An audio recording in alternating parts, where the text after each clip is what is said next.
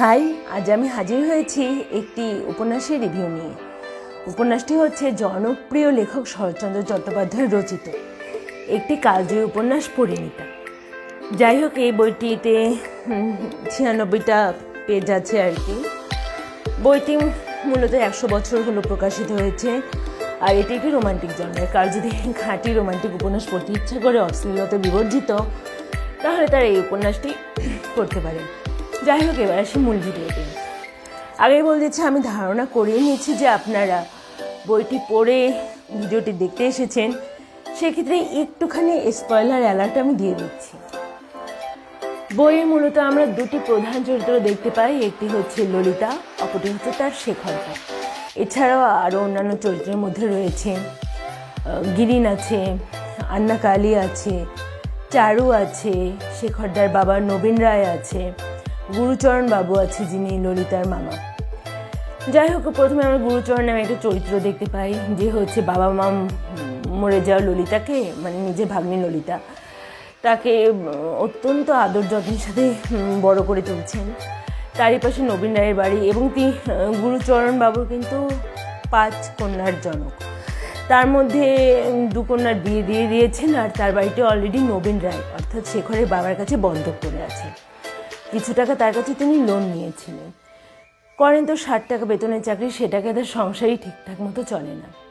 যাই হোক, তিনি শেখরদাকে বললেন হচ্ছে ললিতার জন্য যেন ছেলে খোঁজে। আর এখানে একটা কথা বলাই বাহুল্য, শেখরদার অত্যন্ত স্নেহের পাত্রী ছিল ললিতা। তাদের সম্পর্কটা যে কি সেটা কেউ বোঝে না, নামহীন একটা সম্পর্ক, না বন্ধুত্বের না প্রেমের। আর ললিতার একটা অলিখিত অধিকার বোধ জন্মেছিল হচ্ছে শেখরদার প্রতি। যখন তখন শেখরদার আলমারিটা খুলে সে টাকা নিয়ে নিত। শেখরদাতে কিছু বলতো না, বা তাকে কখনো কৈফিয়ত দাবিও করতো না। আর শেখরদার বিয়ের জন্য মেয়ে দেখা চলছে। নবীন রায়, শেখরদার মা ভুবনেশ্বরী দেবী, তারা সমানে মেয়ে দেখে চলেছেন। আর ভুবনেশ্বরী দেবীও কিন্তু ললিতাকে ভীষণ স্নেহ করেন। এর মধ্যে যদি এই উপন্যাসে ভিলেন বলা চলে, সেটি হচ্ছে নবীন রায়। কারণ তিনি বন্ধক তো দিয়েছিলেন গুরুচরণ বাবুকে, মানে বন্ধক তো নিয়েছিলেন গুরুচরণ বাবুকে তার কাছ থেকে, তার বাড়িটা। তার ইচ্ছে ছিল সে, মানে তিনি জানতেন গুরুচরণ বাবু হচ্ছে তার ধার নেওয়া টাকাটা ফেরত দিতে পারবে না, তাই যখন তখন সে তার বাড়িটি দখল নিতে পারবে। কিন্তু এরই মধ্যে একটা চরিত্র আসে গিরিন। বলাই বাহুল্য, গিরিন চরিত্রটা আমার সব থেকে পছন্দের এই উপন্যাসে। এত স্যাক্রিফাইস, এত ত্যাগ, মনে হয় গল্পের কোনো প্রধান চরিত্রও করতে পারবে না। যাই হোক, সে প্রথম থেকেই ললিতাকে খুব পছন্দ করত। তার জন্য সে ললিতার মা সমস্ত মামার আর কি সমস্ত ধার দেনা মিটিয়ে দেয়। এতে সে ছিল মূলত চারুর মামা, ললিতারই এক সখী চারুর মামা।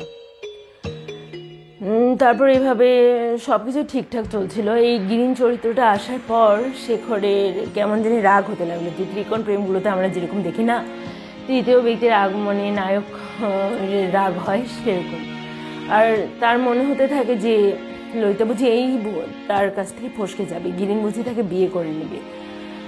তাই সেরকম একদিন খেলার ছলে তারা মালা বদল করে ফেলে, আর ললিতাকে তার বউ বলে দাবি করে বসিয়ে। কিন্তু এই কথা সে কাউকে জানাতে পারে না। তবে এই ব্যাপারটা আমার একটু খারাপ লাগে যে তখনকার পুরুষতান্ত্রিক সমাজ, পুরুষরা যে নারীদেরকে দাবিয়ে রাখতে পারে, সেটি কিন্তু এখানে ভালোই প্রকাশিত হয়েছে। সব কিছু ঠিকঠাক চলছিল, হয়তো ললিতা বলেও দিত যে শেখরের সাথে তার বিয়ে হয়েছে। কিন্তু ওই যে এটা শরৎচন্দ্র চট্টোপাধ্যায় উপন্যাস, জাত ধর্ম এখানে উল্লেখ থাকবেই। সমস্যাটা হয়ে গেল ললিতার মামা গুরুচরণ বাবু যখন ব্রাহ্ম ধর্ম গ্রহণ করলেন। আর তো ললিতা মুখ ফুটে বলতে পারে না যে শেখরের সাথে তার বিয়ে হয়েছে।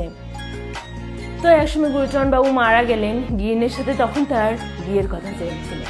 কিন্তু পরে কি সে গিরিনকে বিয়ে করেছিল, নাকি মুখ ফুটে বলতে পেরেছিল শেখরকে সাথে তার বিয়ে হওয়ার কথা? এটি কি সবাই জানতে পেরেছিল? তার জন্য তো এই উপন্যাসটা পড়তেই হবে। যাই হোক, আশা করছি আপনারা এই উপন্যাসটা পড়বেন, ভালো লাগবে। ভালো লাগার মতোই একটু বই। কিছুক্ষণ যদি মানে পুরনো যুগের সুন্দর একটা রোমান্টিক সন্ধিক্ষণে পৌঁছে যেতে চান, তাহলে এই বইটা পড়ে দেখবেন।